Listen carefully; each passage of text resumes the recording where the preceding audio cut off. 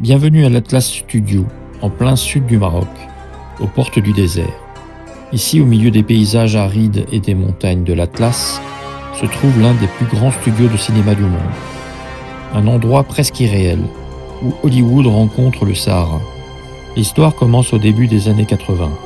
Le Maroc attire déjà les réalisateurs étrangers grâce à sa lumière exceptionnelle, ses décors naturels immenses et son climat sec qui permet de tourner presque toute l'année. Ouarzazate devient rapidement un terrain de jeu idéal pour le cinéma d'aventure et les grandes fresques historiques. Les Atlas Studios sont officiellement créés en 1983. Très vite, le lieu se transforme en véritable usine à rêves. Des palais égyptiens surgissent du sable, des temples romains apparaissent au milieu du désert, des villages bibliques sont construits puis démontés au gré des tournages.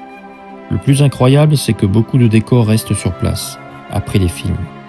On peut donc marcher dans plusieurs époques de l'histoire, en quelques minutes seulement. Des productions gigantesques y sont tournées.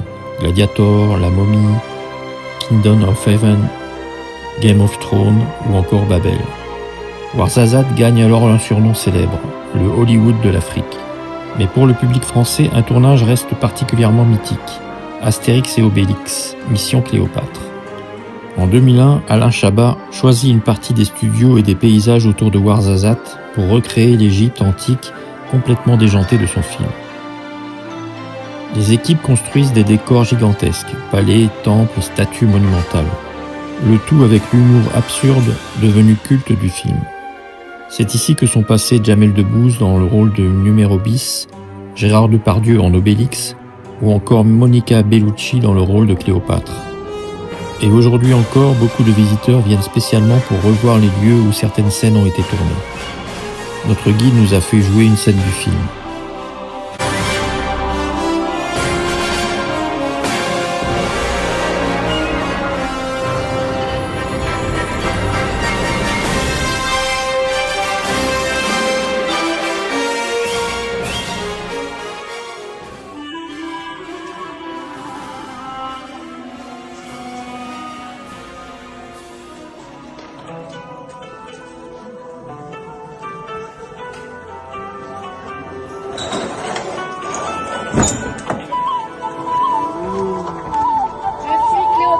Bienvenue dans mon palais.